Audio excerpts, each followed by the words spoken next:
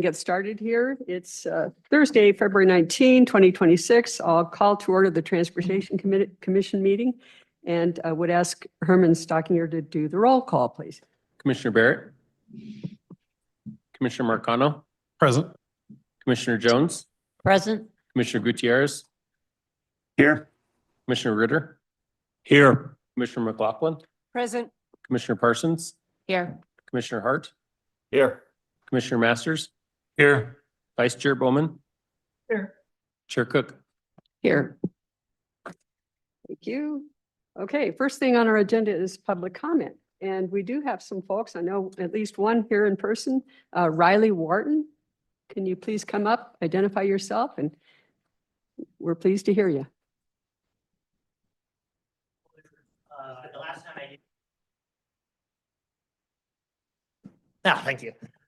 The last time I gave public comment was in the RTD Board of Directors meeting and I think December. Is there a time limit for a public comment? Okay, good to know. My name is Riley Wharton. I live in Columbine, Jefferson County. I have used transit for a very long time. I haven't been using it as much recently because, well, it's a suburban area. And I finally have a car.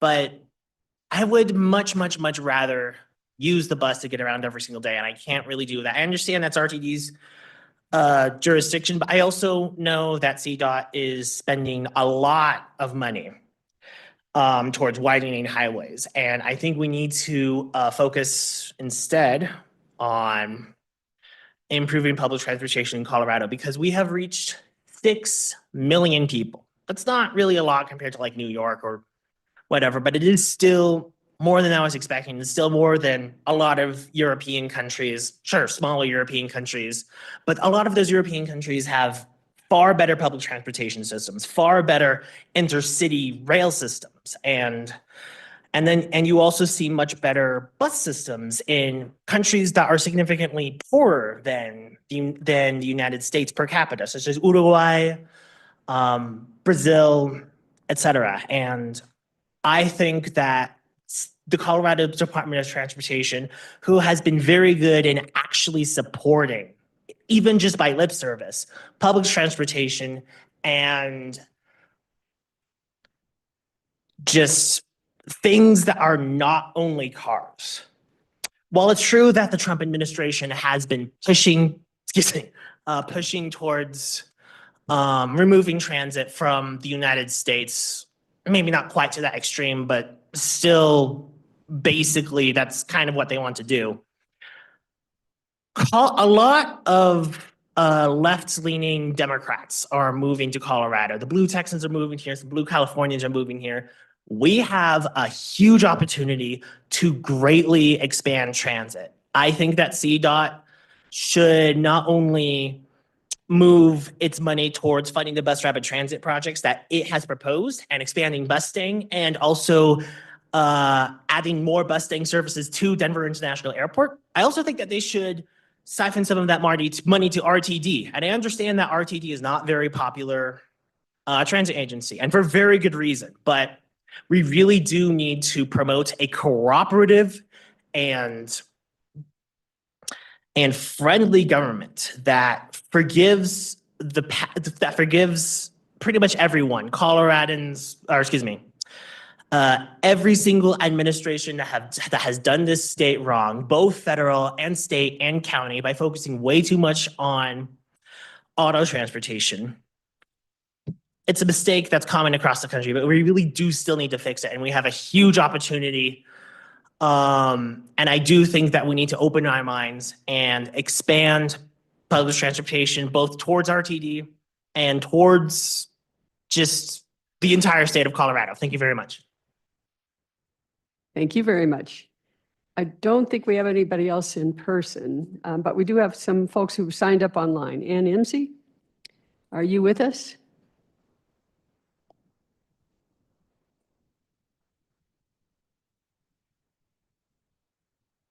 Yeah. Hello? Ann?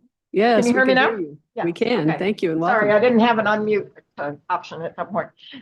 Okay, my name is Ann Imsey. I'm from Jefferson County. I am here to ask for two things. One is that apparently the Transportation Department does not consider its mission of transportation safety to include the safety of people who are evacuating a wildfire. Because when we tried to get a permit to mitigate along the side of the road on US 40 west of Evergreen, we were blocked, basically. It took 2.5 months just to get a permit because I went through 8 different employees trying to get someone to issue a permit.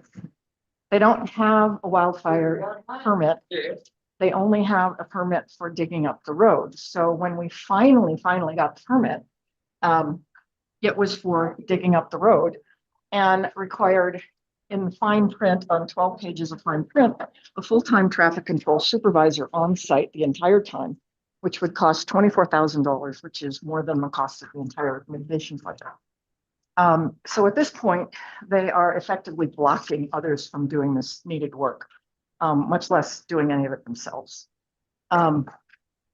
And we've suggested discussing this, and they have chosen not to.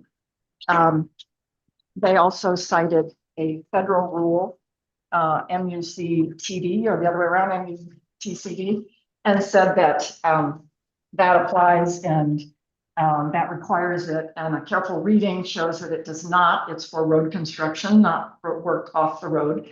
Also, if and when there's anything on the road during a fire mitigation project, it's a truck and a trailer with a chipper on it. So you don't need an expert traffic control supervisor to say, gee, if things change, you need to move the truck off the road. It's not a major operation that's digging up the road.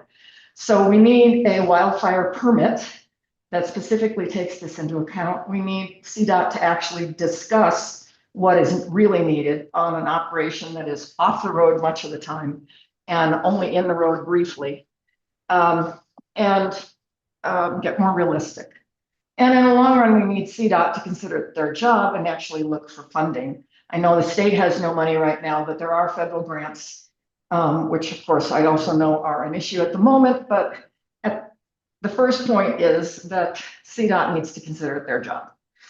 And secondly, I'd like to bring to your attention that CDOT planned a 4-lane of 285 from Conifer to Bailey 25 years ago, and it still has not been funded. And the next tiny little piece that's in the 10-year plan is not slated to get any money till 2031 or later. Thank you very much for your attention. Thank you. Okay, next we have Tara McCarthy, Executive Director at Pike Ride. Good morning, everybody. As said, my name is Tara McCarthy. I'm the Executive Director of Pike Ride, which is the local nonprofit electric bike share here in Colorado Springs and Manitou Springs in Region 2. Firstly, I want to say thank you to CDOT for funding active transportation projects here in our region and continuing to include some active transportation projects within the 10-year plan coming up. We know that safe cycling infrastructure creates fewer injuries per mile compared to roads without safe cycling infrastructure. We also know that every dollar invested in active transportation has a savings of about $24 in averted medical cost. We know that people living in bike-friendly neighborhoods engage in more physical activity per week. And we know from our system that people who use our e-bikes more regularly visit small businesses. I think we all can acknowledge that active transportation has a positive impact on communities in many different areas. For our community, our annual surveys consistently say that people who ride bikes would ride more frequently if they felt safer. And that's usually in the 40 to 50% of our annual surveys. We also know that our low income and no income individuals that have access to safe cycling infrastructure as well as bikes are able to make life transforming changes such as access to employment resources, job interviews, medical care, education, and social connections. And if I could share one story for one of our low income programs, an individual who was homeless and living in a tent along our creek system here, a small business gave him a chance and provided him with a part-time job and also paid for access to our bikes through our subsidized program. This individual was able to maintain that one part-time job, was able to get a second part-time job, and was able to move away from that tent along our creeks into his own apartment. And 2 years later is still thriving and in an apartment and no longer homeless. I would encourage that CDOT continues to and expands funding for active transportation projects and projects that allow mode choice within the 10-year plan, because we have seen such positive outcomes from not only an individual level, but also for our entire community because of the funding that not only Pike Ride receives, but also for other active transportation projects here in our community. I'll yield the rest of the time. Thank you. Thank you very much. And next we have Jerry Blasey with the Rotary Wildfire Safety and Evergreen. You must be with Rotary Wildfire Safety and Evergreen Fire Department. Hello. That is correct. Pro bono work with the fire department as one of the community wildfire ambassadors. Chair and members of the committee, thank you for the opportunity to speak today. I'm here to urge your support for wildfire mitigation along federal highways within our state's jurisdiction, particularly those that serve as primary evacuation corridors for mountain and foothills communities. Local fire departments have already identified several of our highways as potentially non-survivable during a catastrophic wildfire. That designation should concern all of us. When evacuation routes are at risk of being engulfed in flames, heavy ember cast, falling trees, or complete obstruction, we are not simply facing traffic congestion. We are facing the possibility of civilians being trapped during a fast-moving fire. The underlying issue is not theoretical. Our forests are significantly overgrown after more than a century of fire suppression. Historically, low-intensity fires reduced underbrush and maintained an open forest structure. Today, dense stands of small diameter trees and heavy surface fuels have accumulated along many highway corridors. In wind-driven conditions, these fuels can produce extreme flame lengths and rapid rates of spread that overwhelm suppression resources and compromise our escape routes. Strategic fuel reduction, including thinning, removing of ladder fuels, treatment of surface fuels, and maintenance of shaded fuel breaks can dramatically improve survivability. Properly treated corridors reduce flame intensity, increase sight distance and smoke conditions, lower the likelihood of crown fire crossing roadways, and provide firefighters safer anchor points to defend the route. The state has a direct interest in ensuring these transportation lifelines remain functional during emergency conditions. Wildfire mitigation along evacuation corridors is fundamentally a public safety investment. It reduces risk to residents, visitors, first responders, and transportation personnel as well. It also protects the economic stability of mountain communities that depend on reliable access. We cannot control drought, wind, or ignition, but we can control fuel conditions along our evacuation routes. We respectfully ask this committee to support funding, interagency coordination, and policy measures that prioritize fuel reduction and corridor survivability along federal highways within our state. Lives may depend on it. Thank you. Thank you very much. I don't show anybody else. Have we Anybody else in the room or online that's new? Okay, I think we'll conclude that. I do want to note, I try to do this each time. We don't make it a practice to respond on the moment, but we do listen carefully. I know every member here does, and we appreciate the information that you bring to us. So thank you very much for taking the time either to come down here or to tune in online. Okay, next thing we have on the agenda is the comments of the chair and commissioners, and I'll go ahead and start down at the far end over here. Commissioner Jones. Good morning, everyone. Thanks so much. I want to thank everyone for their public comments this morning. I always appreciate when people take the time, and also acknowledge that we got a number of written public comments as well, and enjoyed reading those this morning. Safety has been on my mind. The last couple of days, I was listening to the Colorado Public Radio story this morning on Colorado's weird weather and how this might be our warmest February on record, and it's causing really dry, warm conditions that's allowing the dust conditions that led to that really tragic brownout accident down in Pueblo on I-25. And we've had a number of public comments this month on wildfire mitigation and how that's an increasing safety issue.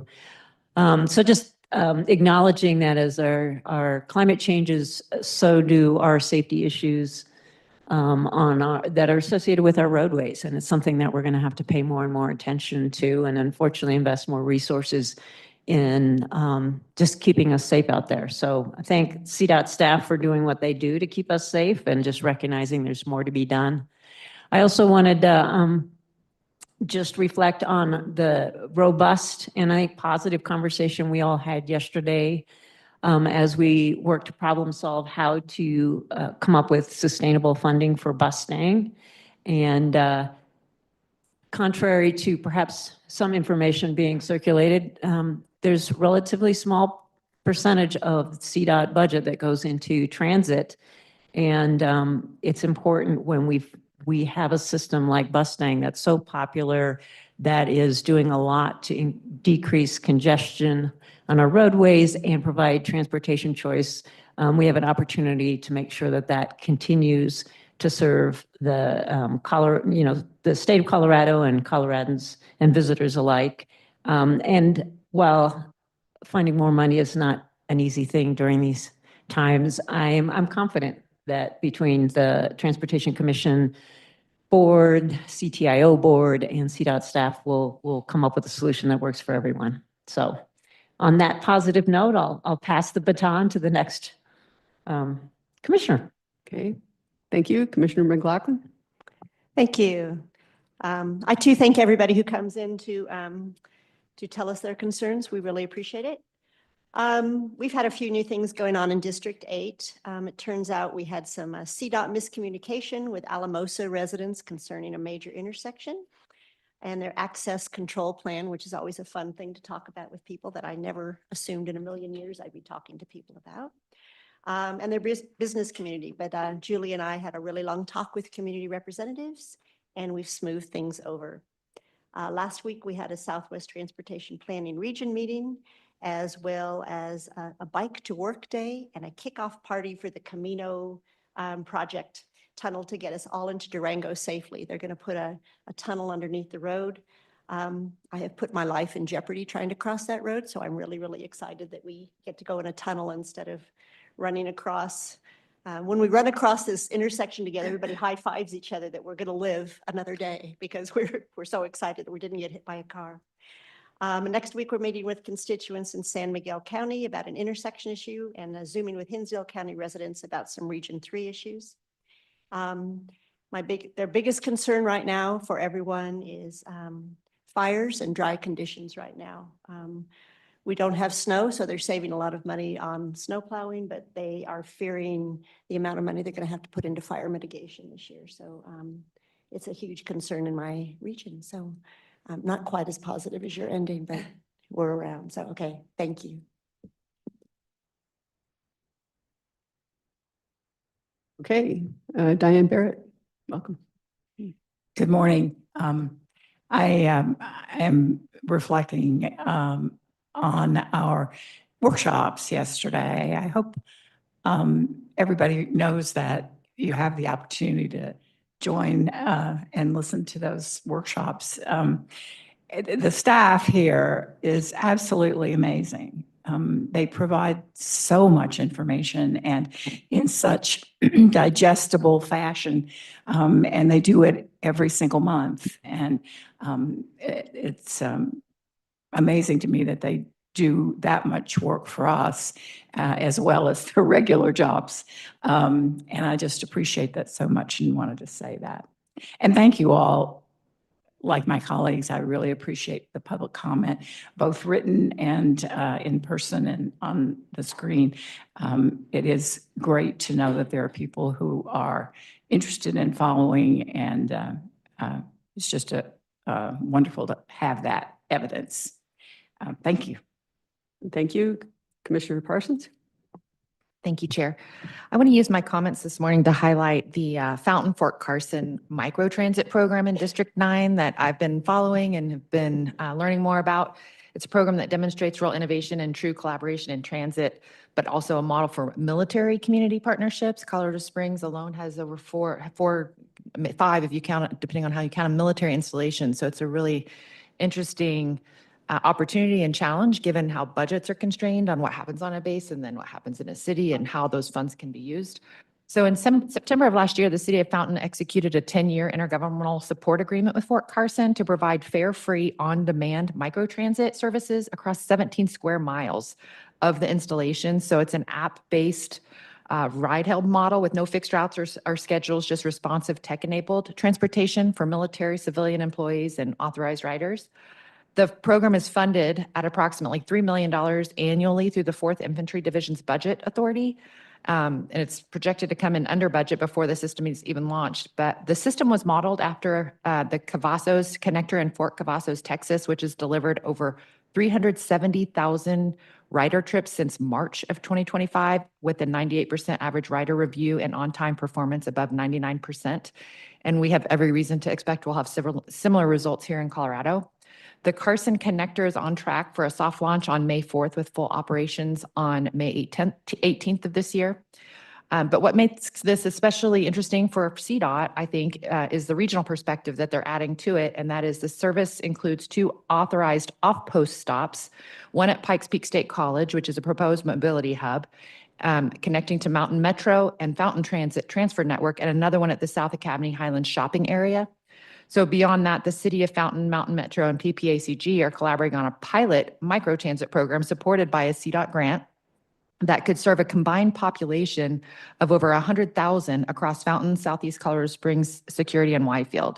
So this is especially remarkable in this area around Fort Carson, which can get really, really congested. So just wanted to say that I have a real appreciation for Todd Evans, the Deputy City Manager for Fountain, who's been leading this effort, and also recognize the other partners who have worked so hard on it, which are PPACG, Mountain Metro, Transit, and Pikes Peak State College. And from CDOT, a huge thanks to Region 2 Director Shane Ferguson.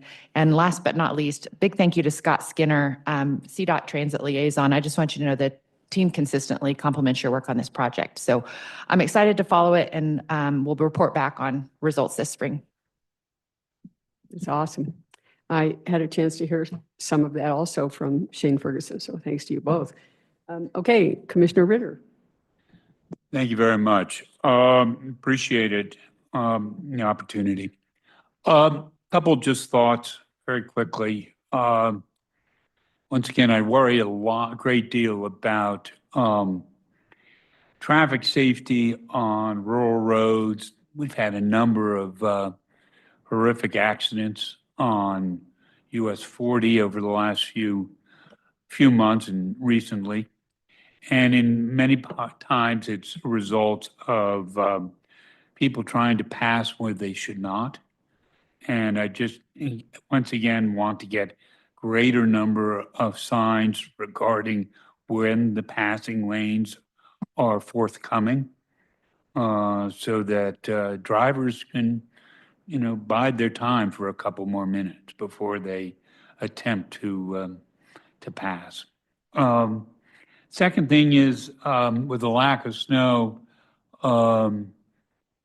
It's actually been quite gratifying to see our CDOT teams using that time to improve the roadways. Now, it's one of the somebody said to me the other day, said, well, they must be, just hanging out waiting for it to snow. And I go, that's not what our gang is about. And so I just want to let the public know that despite the lack of snow, it does not mean a lack of commitment or engagement by the CDOT teams. That's about all I got to say. Thank you. Okay, going online, Vice Chair Bowman. Thank you very much. Appreciate it. So I am echoing the thanks for public comments and Commissioner McLaughlin's concerns about fires. I also want to say thanks to CDOT staff. Great workshops yesterday, especially discussions on sustainable funding for Mustang and its success. It's great to hear that system ridership's up 21%, more than a five-fold increase from 2021 to present.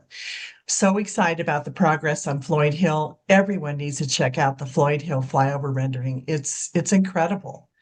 And then lastly, kudos to Region 3 for their hard work on proposed Resolution 6 that reflects a time extension of the resolution allowing OHV travel on a segment of Highway 149. This resolution has generally the same terms as previously agreed upon with CSP, Hinsdale County, and the town of Lake City. Regions 3 Zane Sanamachek, I love that name, has worked closely with this group on implementation details, as well as public questions and concerns. All parties agree that the program has been successfully implemented and has been conducted safely. Bravo to you all. And with that, thank you. Thank you very much. And Commissioner Gutierrez. Thank you, Chair Cook. I wanted to express my gratitude this morning to Commissioner Parsons, who hosted myself and several leaders from Northern Colorado to visit with the Pikes Peak Area Council of Governments and the RTA down there. It is for those of you who have not had a chance to look at that RTA and the success that they have had down there, it is a role model for what can happen with their citizens. And the key point here is that when I believe that when leaders like the ones down in the Pikes Peak area tell people what they're going to do and then actually do it, and citizens can see that the work gets done that they've been told is going to get done, that they can continue to vote in what I consider a pretty red county and a pretty red area. Citizens are willing to vote for those extra taxes. So kudos to the Pikes Peak area and the Pikes Peak RTA. And Commissioner Parsons, thank you for all your work in hosting myself and those Northern Colorado leaders. Secondly, I wanted to highlight that Northern Colorado will be celebrating a milestone here this spring. The final mile of the Poudre River Trail will be installed here in the spring. That Poudre River Trail has been quite a project, and what's interesting is that the Weld County side of that trail has utilized only grants and private funding to finish that part of the trail. And that Poudre Trail is a great commuter bike trail, and not only for bike commuters, but for people to enjoy that whole Poudre Trail all the way from Greeley to Fort Collins. And that's I think both Weld and Larimer counties, all those communities, Greeley, Windsor, Fort Collins, need to be congratulated on that milestone. And just to continue that highlight, Northern Colorado has many commuter bike trails. There are two from Loveland to Fort Collins that tie into both Colt and Transfort. And so I think Northern Colorado is doing a lot of work on multimodal transportation. And I know that we have a reputation for being highways only, and that's a false narrative. But so congratulations to both Lerma County and all those communities, and Weld County and all those communities on all your trail stuff. Thank you. Thank you very much. Commissioner Hart. Thank you, Madam Chair. Just a few comments. First of all, I want to basically echo what I've heard from my fellow commissioners this morning on several topics, starting with the safety issue and the climate change impacts that we're seeing, and the public presentations that we received, or the public comments that we received today, and also in writing about wildfire mitigation. I think it's an excellent conversation. We're constantly trying to figure out what we do and what CDOT does, and how we can tackle all the various safety issues that we face. It's a constant theme of every conversation that we have, and I hope that the public understands that. And it's really brought to light by the recent tragedies that we've had. The horrible accident on Vail Pass that took a life and harmed, physically harmed a number of other individuals, and then the horrible 30-car pileup that we had in my town, just a little bit south of the city of Pueblo, just this week because of the windstorms. And I guess my main point that I want to make is we're constantly looking at those kind of things. We can always we learn when some new event happens, and we try to figure out, is there something more that we can do to improve the safety. But the biggest issue with safety that we have been observing, at least I've been observing, is our own human behavior when we drive. And I don't know, the investigation is certainly going on into the 30-car pileup. I'm not sure exactly all the causes. We do know that sandstorm is brutal, and it apparently came up last minute and caught a lot of drivers by surprise. But safety is in all of our hands. Every single one of us need to do the best that we can in order to protect ourselves, our passengers, and the other people that are on the road. So just wanted to say that. And I'm also interested very much in any conversation that we have going forward about what we currently do for wildfire mitigation along our roadways, and what additional things we might be able to do. I think that's an interesting conversation. And yeah, I do think that under the circumstances, it's pretty timely. And then I also wanted to echo the comments on how wonderful the presentations were yesterday, particularly the conversation about Floyd Hill, which I think is a fascinating project, and then also Bustang funding.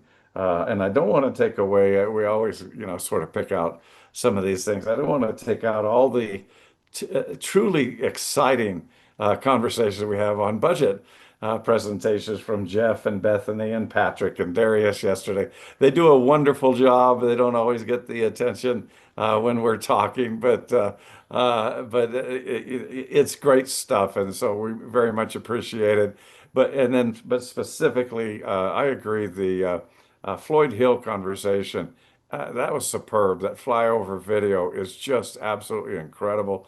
I'm thrilled about some of the things that we're able to do along some of our corridors. These are in our I-70 corridor, and that joining with the fascinating project that occurred years ago along through the Glenwood Canyon is making I-70 just an amazing travel experience. So that's absolutely thrilling. And then just one last comment on Bustang.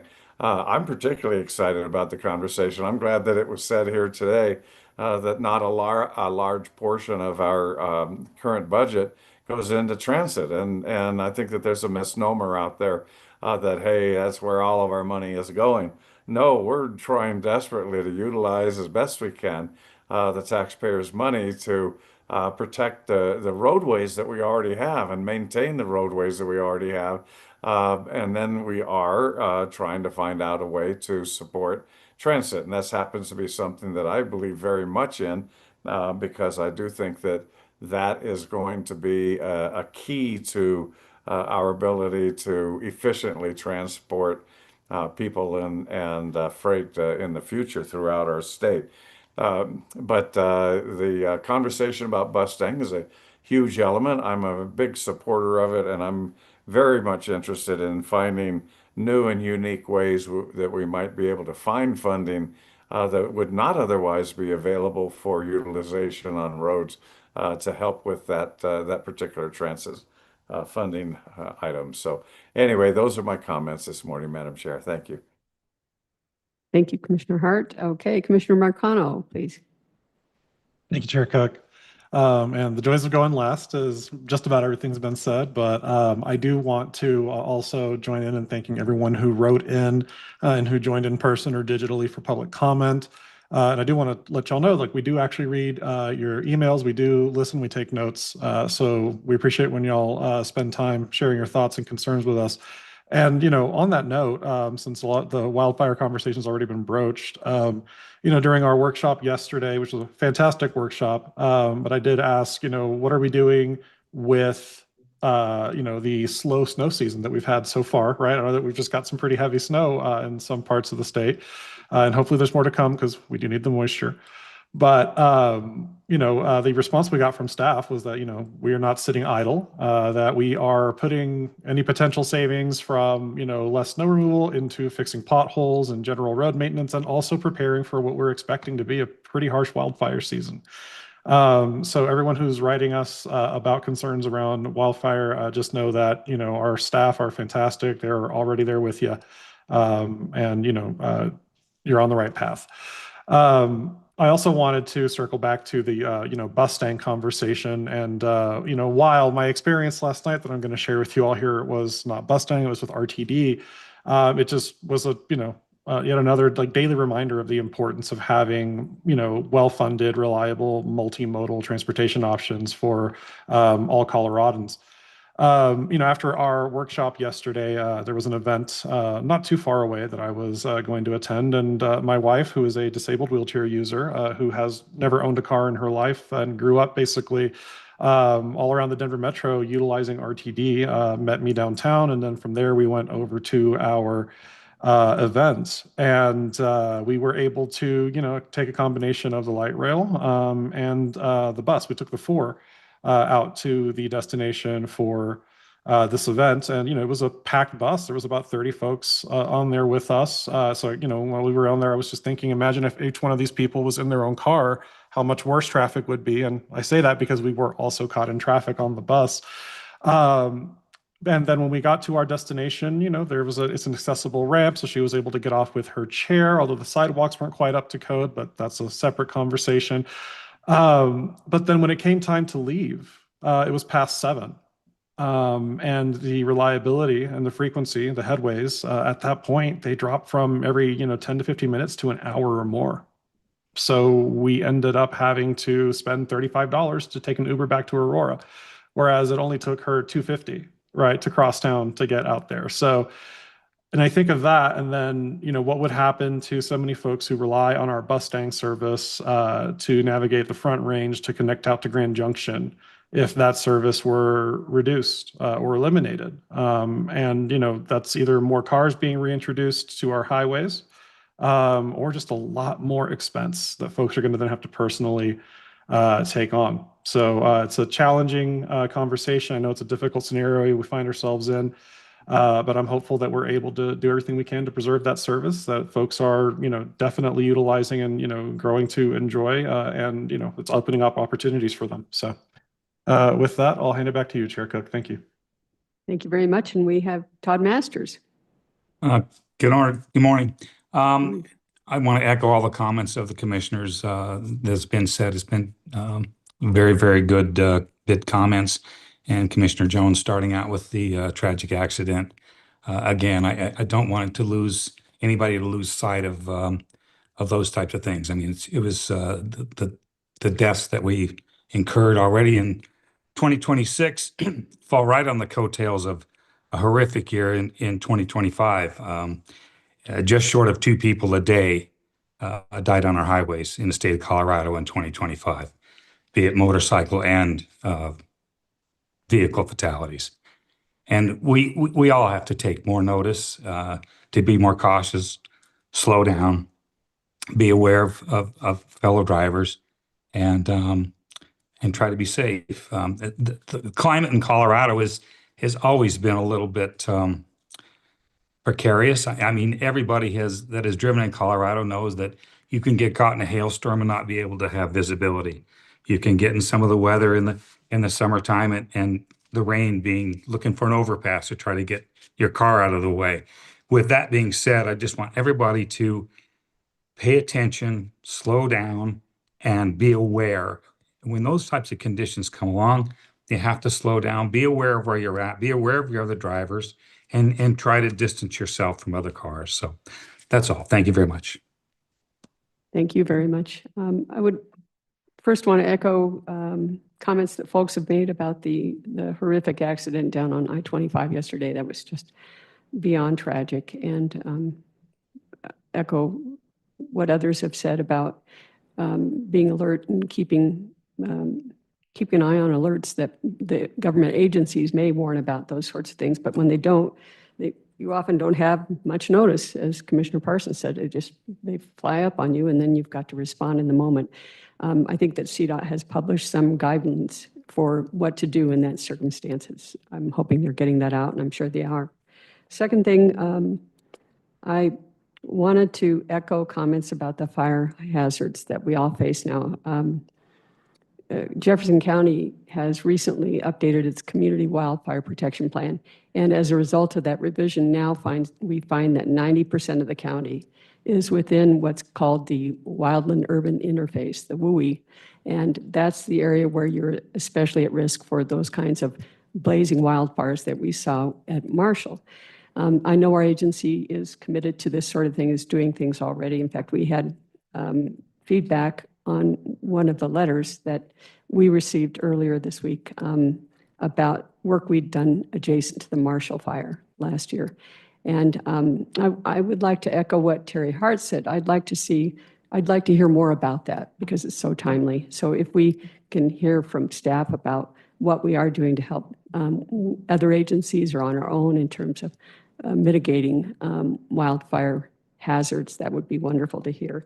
And then I did want to just acknowledge that I had a chance to listen or actually participate in the SMART Act hearing down at the Capitol. And I wanted to just acknowledge the work that went into that and the good job that our staff did. And I'm sure Director Liu will talk about that more. So I'll turn it over to her. All right. Good morning, everyone. I too want to begin by acknowledging that this has been a very hard month with respect to incidents on the roadways. You've heard about the biggest ones, the utter tragedy on I-70, the horrible event yesterday in Terry's district. And, these things really need to rattle us all and remind us to be mindful of how challenging the feat of driving in any season is, but particularly in the winter months. And, knowing that the incidents of largest order of magnitude are under investigation, so there's not that much we can say in terms of detail. I think acknowledging the utter tragedy of it is important for us all. So, I'd ask that everybody, pause for a moment and just sort of reflect on the many people whose lives were affected by the incidents that have taken place this month. On a sadly similar note, we worked with the State Patrol to roll out this past year's safety data over the course of the last month. And we saw numbers that were hard. The fatalities on the roadways had actually been improving steadily up until the fall months. And the last 2-3 months of 2025 were very rough. And we're not sure exactly the causes. We surmise actually that the unusual temperatures and road conditions made things worse because there was sort of an expectation of winter, and when it was easier to drive on the roadways, it changes behavior quickly. And in some ways, having those busy holiday weekends happen when there is less ability to drive fast, results in fender benders, but not the kinds of tragic incidents that happen at higher speeds. We don't know for sure that that's the case, but I think, it was hard to see those numbers from the last few months, and collectively working together with Federal Highways and others, we really want to dig into what happened, particularly in November, December of last year, and think about all the measures we can take to address that head on. With one piece of more promising news on the safety front, we did see that work zone fatalities went down significantly last year, and that's a big deal. And we had put a lot of time and energy into thinking about different strategies to tackle that issue specifically. So, I think it's a bit of a bright spot in terms of understanding that the things we do can actually make a difference, and we need to redouble our efforts. But that when we look over last year's data, that was something that had actually trended upwards, and I think is important given that it was something we had worked hard to correct, and are taking very specific actions, some of which I imagine you'll hear about from Keith next, because there's been so much great work going on with the enforcement efforts that have made a real difference. Other items this month, Chair Cook mentioned the SMART Act hearing. That's an important annual event, and really appreciate all of our team's hard work preparing for that. The team in the planning division does an incredible job every year planning meticulously for this hearing, and this year was no exception. So those don't go smoothly unless a lot of work happens behind the scenes. So a big thank you to Darius, Jacob, everybody who does the work to make those succeed. Teams across the state had their winter conferences over the past few weeks. I had the opportunity to participate in some, Keith and many of them, Jeff and others, and nice opportunities to bring the team together. So glad to see those happen. And lots of discussions on the legislative front that you'll hear more about from Emily, but that's happening in rapid motion as we talk about initiatives like the CDOT cleanup bill that I think is progressing very well, and then potential topics that will emerge over the course of the next months. In other states, I'd note that Darius was invited to present to a different state legislature, just last week, and actually testified virtually in Oregon, which is just a nice reminder that other states are looking to us on many fronts to talk about the things we've done here, and nice to see. Let's see. Next week, we're cutting a ribbon on a resurfacing project in Empire. So, one slight benefit of a very strange winter from a climate perspective is that we've been able to get more construction work done. So, be able to get out there and see some of the repaving that's happening. And I think finally, I'd mention that there have been some discussions that folks may have heard about through the grapevine, Commissioner Ritter, with Routt County about where to site a maintenance facility. And that took on a bit of energy prematurely due to some leaks last week. But, if you hear about it, we're working closely with the county to try and reach an amicable resolution, knowing that we need to have our snowplows have the space that they need to be able to plow 40 and other critical routes. That's it for me. Thanks. Thank you very much. Any questions of Director Liu?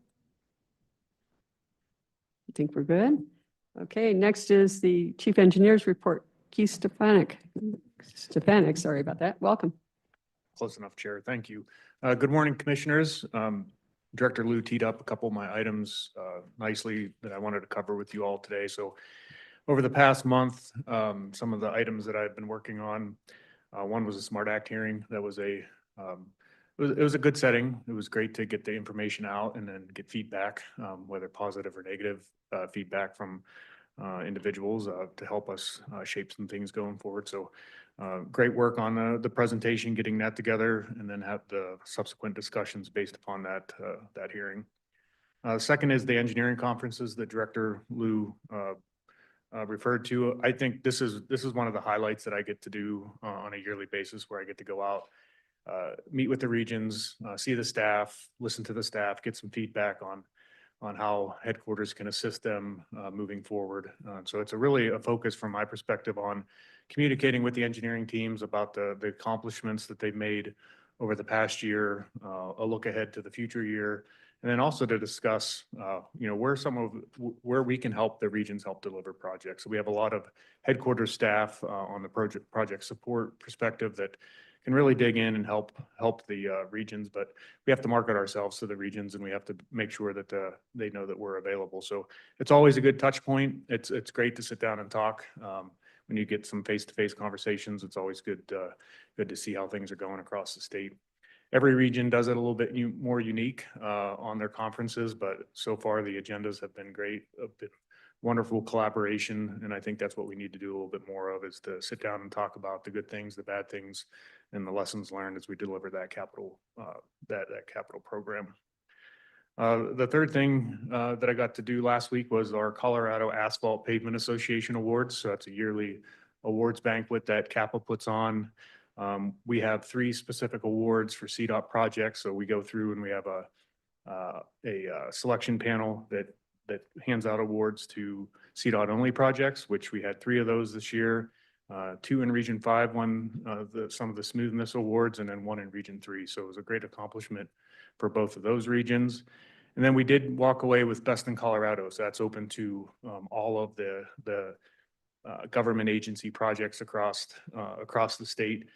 For the Urban Award, Region 1 won the I-25 corridor. If you've driven I-25 Central lately, the paving project that occurred over the past year is just fantastic. It's a very smooth project, makes that travel corridor a lot more enjoyable. So it was a great job on Region 1. And then Region 5, the US 160 Treasure Falls project, won the Best in Colorado for the rural project. So I just wanted to say congratulations to both Region 1 and Region 5 for those awards. It was a wonderful banquet. And again, it was great to meet with industry and hear some feedback from them. Also got to participate in Winter Bike to Work Day last Friday. And I just wanted to say Darius's team did a great event down here at the South Platte River, right adjacent to our office. It was wonderfully staffed and a lot of participation. The bike room was full on Friday, which is good to see. It's always good to see that. And the last thing, I did want to just announce that we are very close to sending a press release out regarding the next deployment of the automated speed enforcement. That deployment will be up on I-25 North in segment 5. It'll be a little over a 4-mile corridor where we monitor speeds.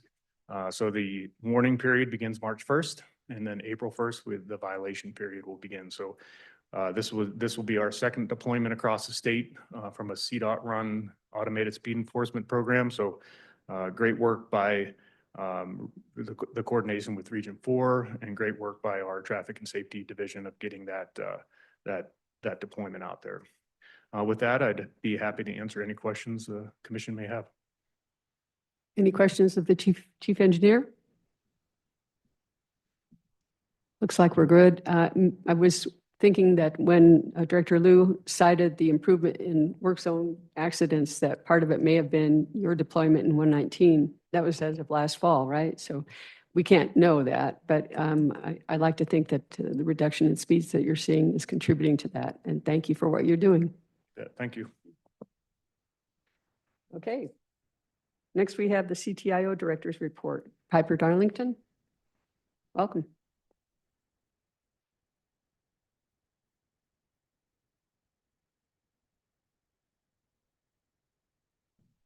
Morning, Commissioners. Nice to see you all again.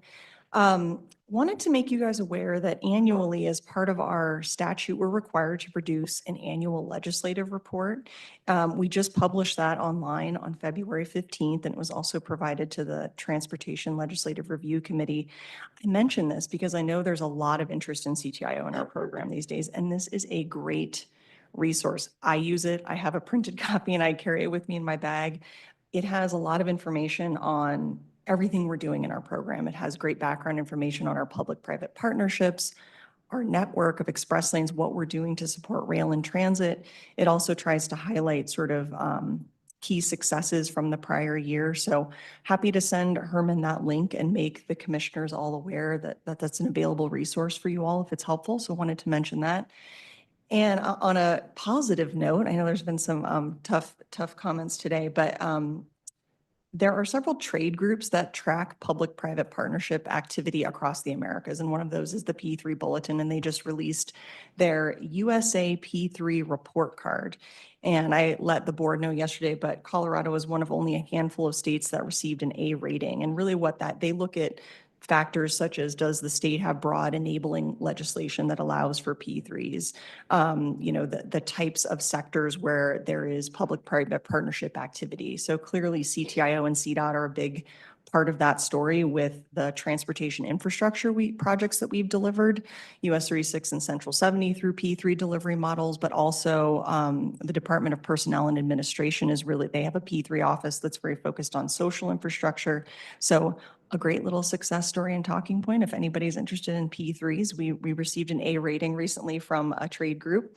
And then the last update I wanted to give is related to our Globeville, Elyria, Swansea tolling equity program. If you all recall, last month I provided a pretty robust memo with sort of our annual report on how the program is going.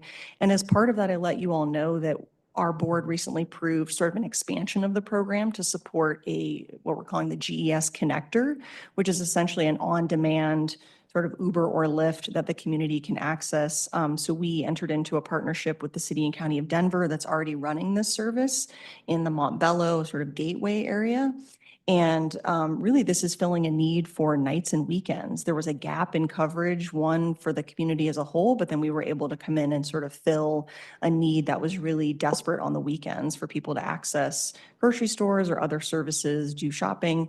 The service has been operating for a month. So far we have seen 100 passengers a day with 2 drivers, which is incredible. So we really expect that number to go up as word of mouth gets out and as the service gets more established. So I'll continue to provide updates to this group. I know there's a lot of interest in what we're doing to support transit and micromobility in general. So this is a little success story that I wanted to report on this month, but I'll continue to provide updates to the commission as I let you know how the GES program is going in general, but wanted to let you all know we're seeing great numbers so far.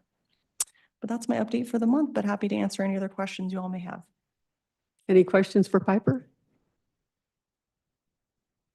No? No? Okay. Looks like we're good. One thing I'd add is the advantage of having CTIO involved is the data we're able to get on those micromobility options. So you can't always get that from the private sector or even sometimes from the smaller agencies. So thank you for that. It's a resource for others trying to do some similar stuff. Absolutely. And we do have partnership meetings with the city for data sharing. So we're also learning from them how their program is going and sharing information with them. So happy to let you know also what they're saying. So yeah, a lot of good collaboration with the city on this in terms of data sharing too. Excellent. Thank you. Thank you.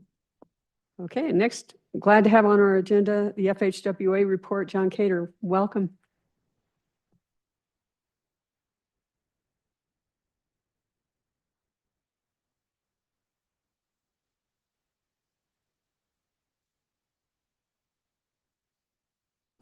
Am I on now? There we go.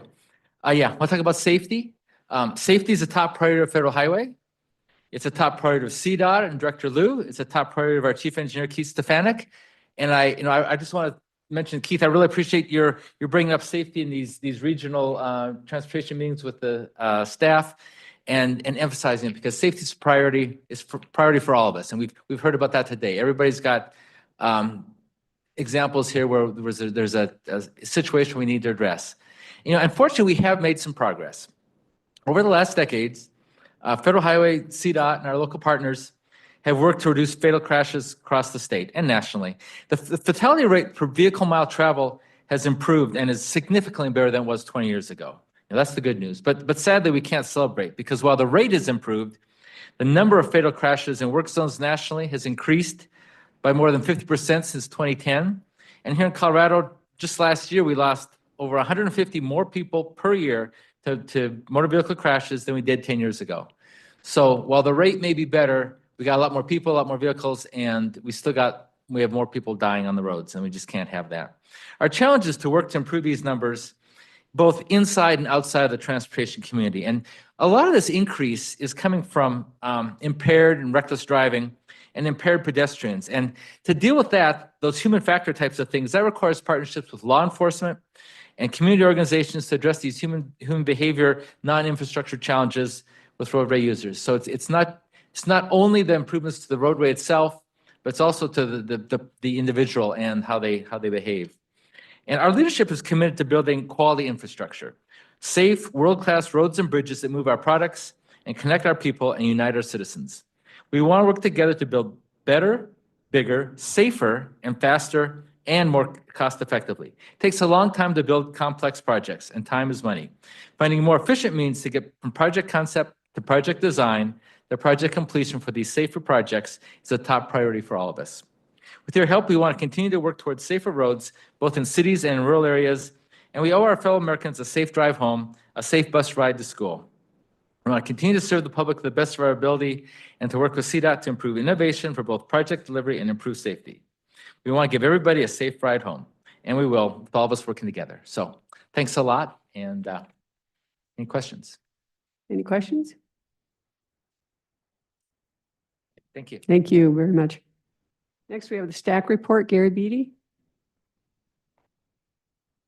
Welcome. Good morning, Commission. Our stack meeting on February 5th was fairly routine, most of it. We had a presentation on the 10-year plan from Region 1, 2, and 4, which you guys had seen last month.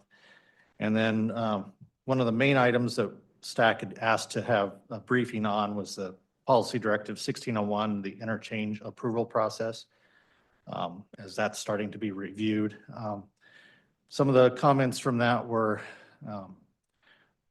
some of the conflicts are not necessarily conflicts, but now that we have the greenhouse gas rules that have been adopted since the prior 1601 had been adopted, there's some things that we think greenhouse gas can address, and the 1601 needs to be kept flexible because depending upon where those interchanges are being requested, some of them are going to be very heavily freight oriented, and the TDM requirements and things that are in the 1601 can be a little bit hard to meet in certain areas. And if the policy is set too strict and not allowing flexibility depending upon where those intersections are being requested, it could be hard to meet some of those TDM requirements. So that's one thing stack wanted to make sure is kept in there is flexibility to still try to meet those goals, but to make sure that depending upon where those are at, they're not too restrictive and make it hard to meet freight demands and other goods and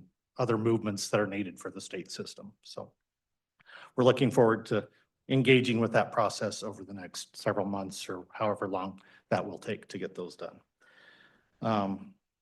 Then we had an update on the Transportation Alternatives Program, which is the program federal funding that comes to the state that goes to through a process with the regions to go for primarily transit, bike, sidewalk improvements, those sorts of things is primarily what it's used for within the communities that can apply through CDOT. The other one was Senate Bill 2530, increased transportation choice, reduce emissions inventory. They're asking for all the project needs around the state from all the local agencies and things. They're trying to collate a whole database of all the needs out there for transportation choice.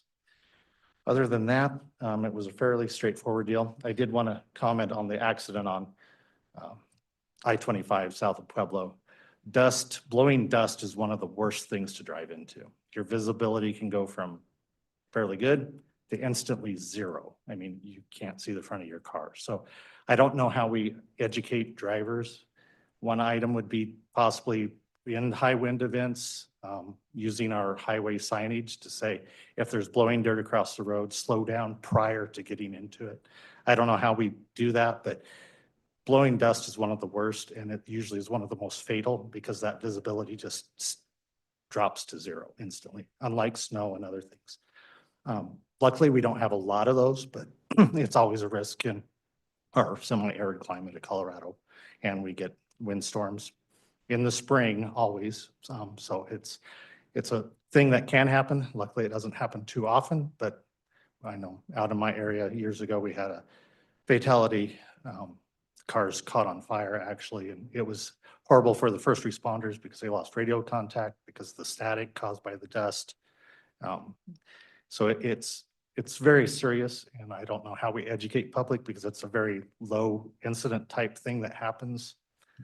But I think our signage, we spend a lot of money having those signs out on our state highways and possibly using those when we know those sorts of events are coming up trying to figure out some messaging with that. So thank you. Any questions for Gary Beatty? Looks like we're good. Thank you. Okay.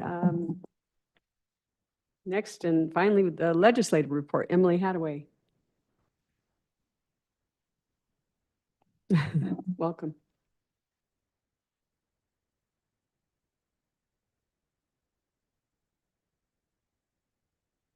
Hello, Commission. Thanks for having me. Emily Hadaway, Legislative Liaison. Excited to be here in person. I haven't been at the office very much this past month. It's definitely been a busy session so far. So as Chair Cook mentioned, SMART Act was last month.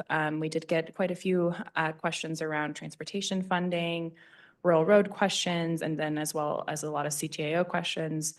So I think we handled those well and also presented a lot of good information in that presentation.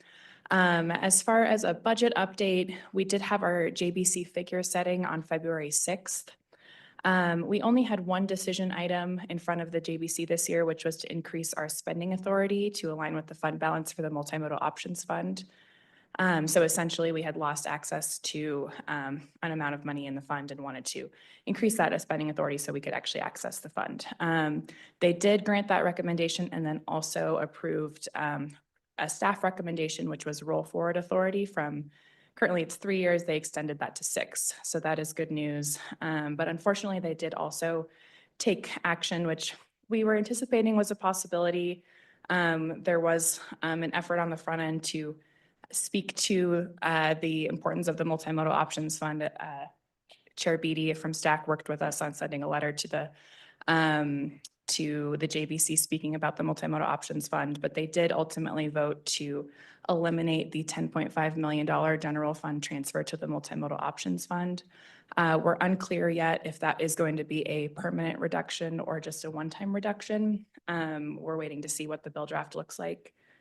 Essentially, the JBC has pretty tough decisions in front of them this year. Again, it's a very tough budget year. A lot of the discussion was around, all right, we have a lot of small cuts we have to make.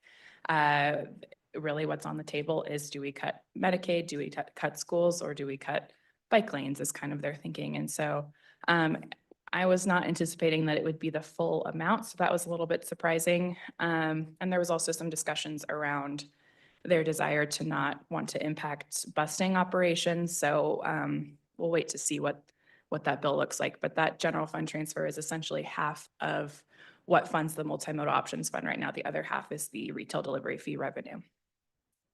In that same meeting, the JBC staff also recommended to deny CDOT's request to increase our funding to the marijuana impaired driving program from the marijuana tax cash funds. So essentially in previous years, we've received $950,000 for that appropriation. That was reduced to $450,000 last year. The governor's budget proposed increasing that amount back up to its regular amount, but that was denied. That tax cash fund has been has seen reduced funds in the past year. So it is past few years. So it's seen a lot of tricky cuts as well. A lot of time right now, I think, is just being spent determining which bills impact CDOT. That's a lot of our staff time of, does this pesticide bill, does this drone bill, does this access code bill? There's so many different topics. And so just honing in on how does this impact the department? We do have 2 agency agenda items that are now introduced. The first one, Director Liu mentioned, is HB 261076. That's our statutory cleanup bill.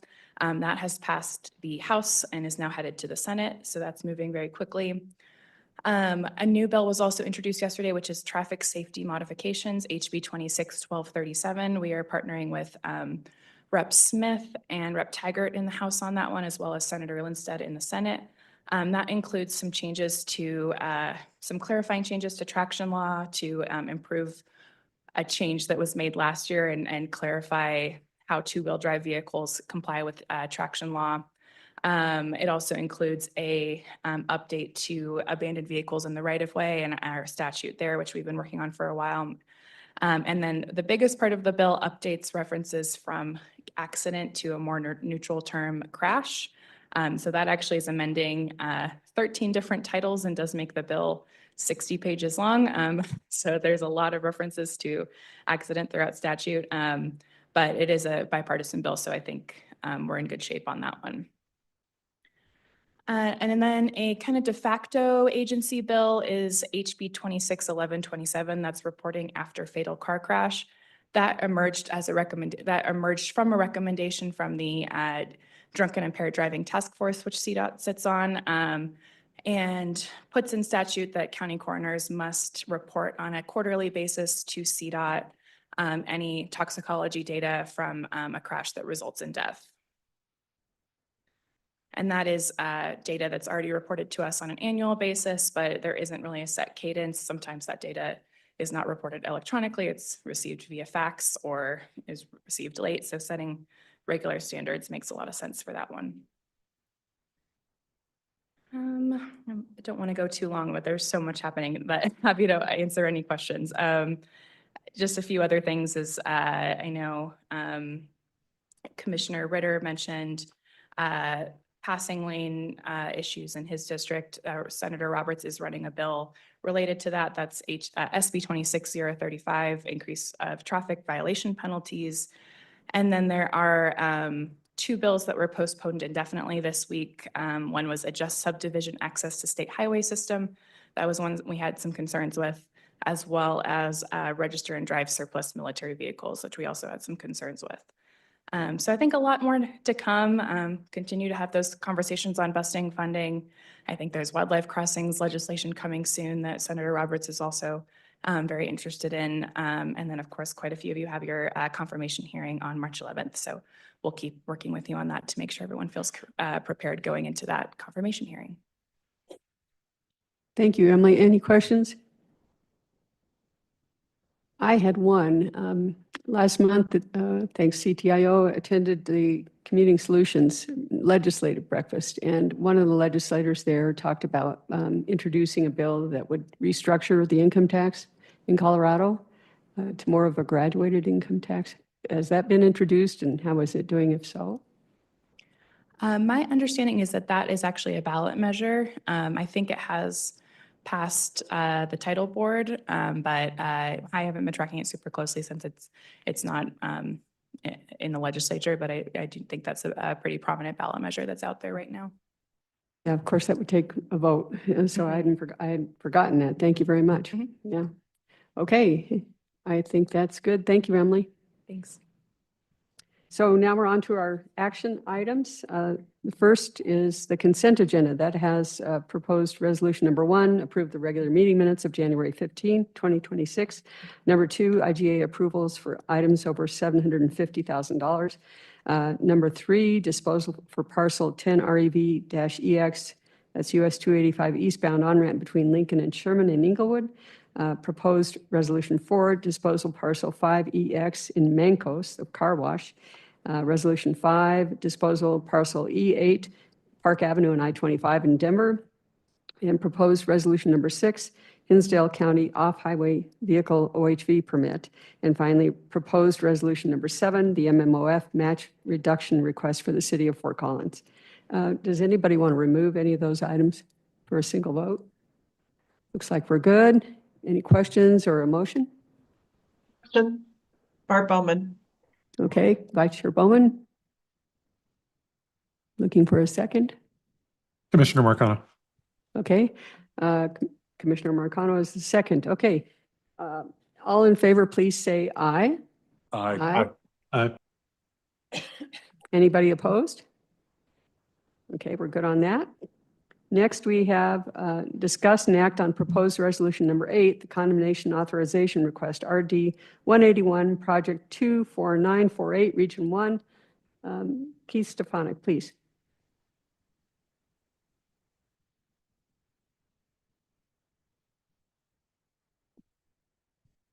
All right, good morning again, commissioners. So the item in front of us today is the item that we workshopped yesterday regarding a small parcel for the US 6 Wadsworth project that Region 1 is getting out to advertisement here in a few months. So yesterday we went through the details and the explanation of why we need to move forward with condemnation proceedings on that parcel. So with that, I would ask for approval of the resolution for the resolution of the approval for condemnation authorization request for RW 181, project 24948 in Region 1.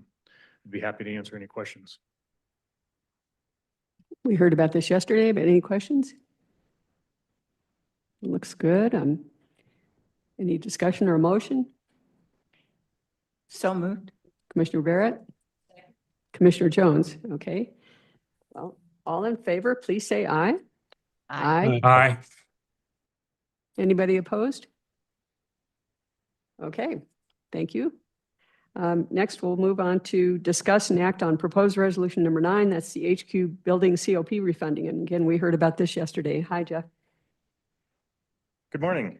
I'm requesting your approval of resolution related to the refunding of our outstanding COPs for the CDOT HQ facility and Region 2 and 4 HQ facilities. The resolution authorizes staff to move forward with executing this transaction within certain parameters. Those parameters allow us to issue up to 70 million as the maximum par amount. We can go up to but not exceed 8 million annually in maximum base rentals or debt service. The parameters of this resolution also establishes that we cannot extend the final maturity of the refunding COPs beyond the current final maturity date of July 15, 2041. And the underlying lease term associated with the properties serving as collateral for the COPs cannot extend beyond its current expiration, which is July 30, 2041. Subject to your approval of this resolution, we will move forward with pricing or selling the refunding COPs on March 4, and we plan to close the transaction on March 17. Happy to answer any questions. Otherwise, I'd request you consider a motion to approve. Thank you. Any questions for Jeff Sudmeyer? Have to move approval? Second. Okay, thank you very much. Commissioner Jones, Commissioner Barrett is the second. Any further discussion or all in favor say aye? Aye. Aye. Anybody opposed? Looks good. Thank you very much. Okay, no recognitions or other matters. And so we'll go ahead and adjourn and move right into the Bridge and Tunnel Enterprise Board of Directors meeting. And if you would, Herman, please call the roll. Director Barrett. Present. Director Marcano. Present. Director Jones. Present. Director Gutierrez.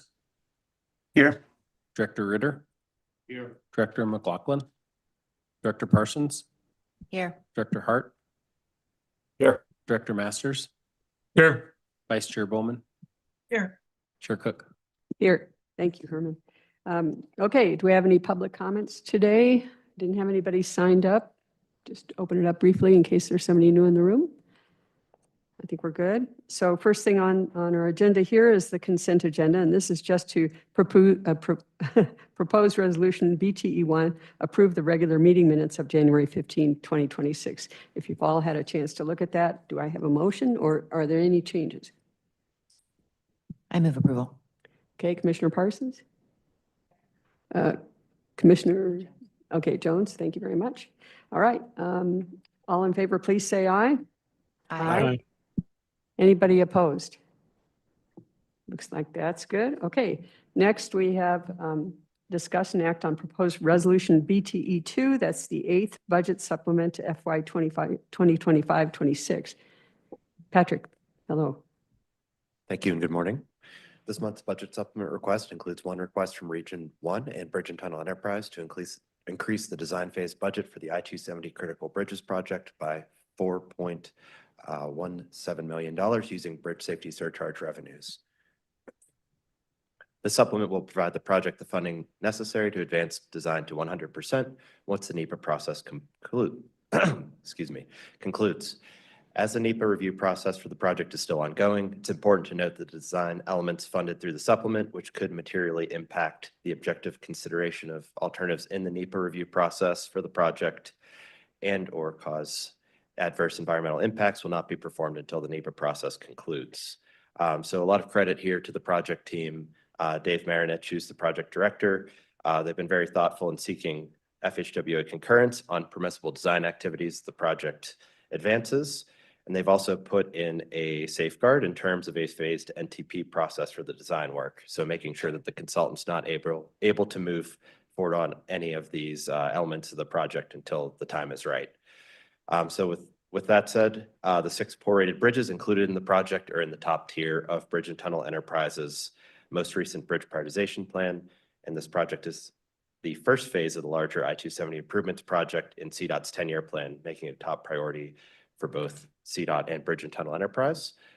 Here to answer any questions you may have. If there's none, I request you consider a motion to approve.